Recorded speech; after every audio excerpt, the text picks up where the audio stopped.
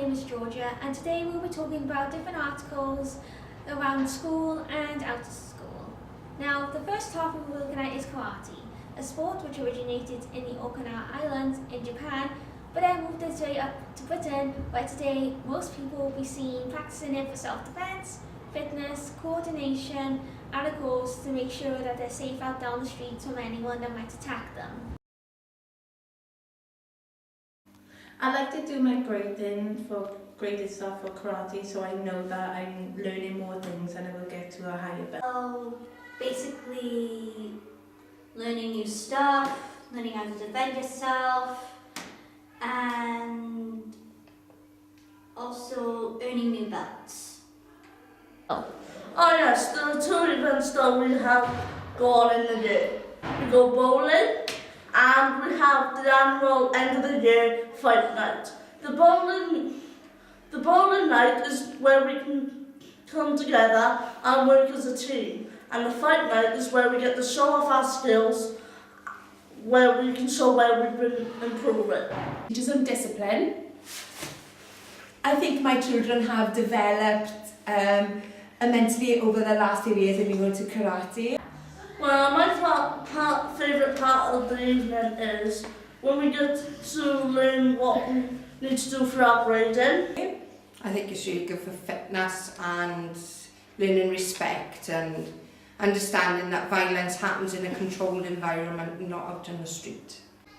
Well, on Christmas we go out for bowling, and also at the end of the year we have a fight night, which is a friendly competition to see how we've improved over the past years. Well, definitely discipline and self-control, motivation, Fitness, organisation, being respectful, communication, working as a team, role play in real life situations. I know with Ryan with the club has been taught to teach and have self-control and be very respectful to their peers. yes, no matter the age or gender And or ethnicity. listening to others as well, and communication.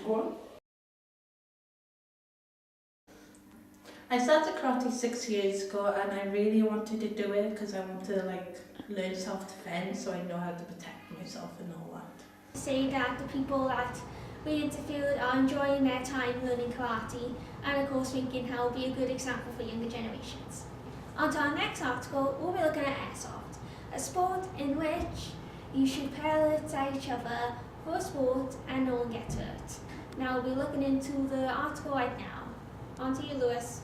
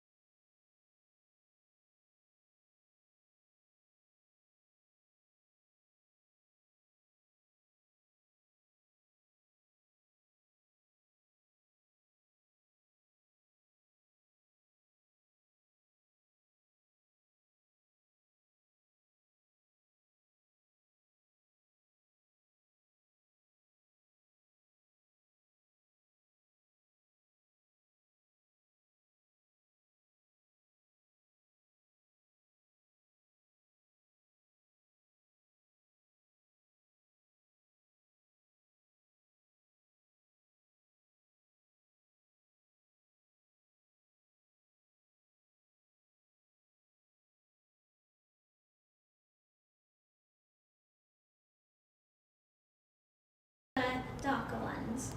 Due to schools and colleges having multiple bullies, resulting in name-calling, cyberbullying, and of course threats. We'll be looking into the article that made by one of our presenters.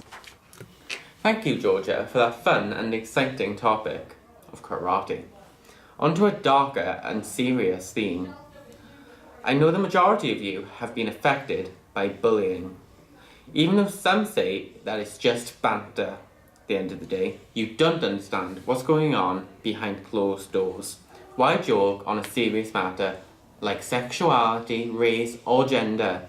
Over the course of the next 3 minutes, we are going to investigate bullying and the effects. There are 4 different types of bullying, and I'm going to go over now what they are. We have cyberbullying, which conveys of online and social media. Social media is now very dangerous when people can write hurtful comments, send hurtful messages, or send very harsh pictures to one another. There's no need for physical violence, like punching, kicking, or throwing things at people. You have mental, where people mess with your mind, saying things that they never said, or bullying takes the toll on it. Verbal, one of the other most serious ones to deal with. People say hurtful things and they carry on saying it on these daily bases. The effects are it can cause mental but also physical damage to your mind and health. Because bullying can make you think that there's something wrong with you. Because why would people criticise if there wasn't something wrong with you? What we can do to help is we can tell lecturers, we can tell your head tutors, we can tell counsellors, and we can get help for one another.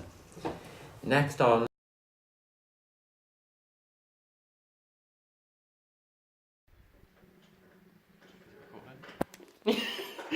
What do you think of comprehensive schools teaching bullying? Do you think they take it too lightly, or do you think they need to go into more depth? Well, from the experience I had in my past school, there wasn't really much taught about bullying that much. It was mostly just like, oh yeah, it's bad, don't do it. But then again, when there was bullying in our school, there wasn't much done about it anyway. So, I mean, like, it would be nice to see a lot more done about bullying, but some schools just don't bother.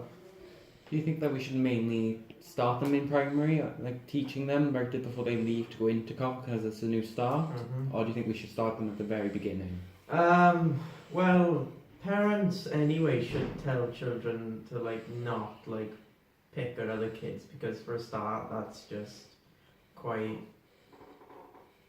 horrible to do anyway. Why would they do that? And plus, yeah, they should do it from the beginning, because if you teach your kids at a young age certain rules and regulations, they're probably not going to break them, probably, as they get older. So yeah, I think they should do it from the beginning. Thank you.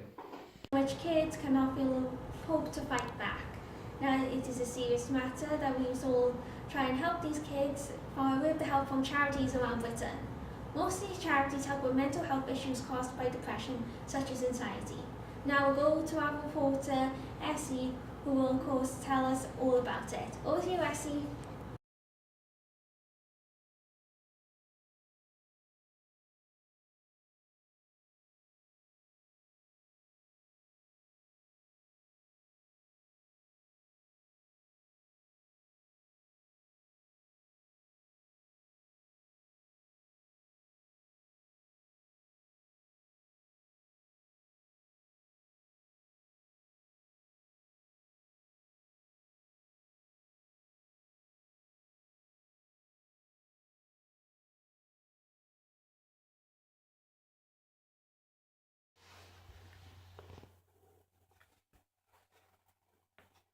It's a never-ending circle of darkness and worry.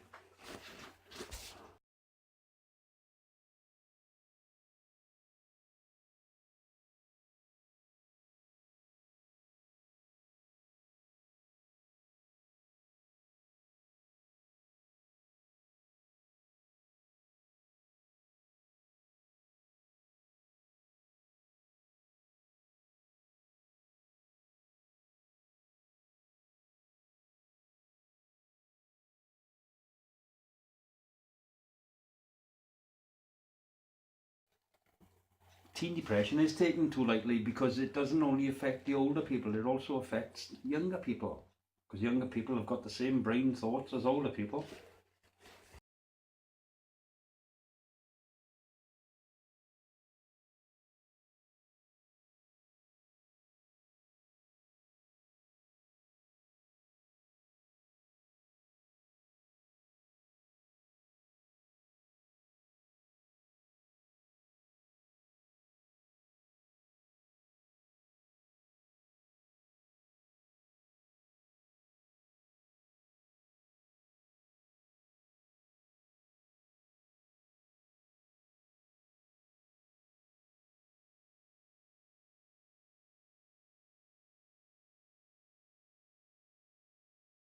It would look like a very dark, thorny tree in a forest of worry. That's what it would look like to me, covered in dark clouds.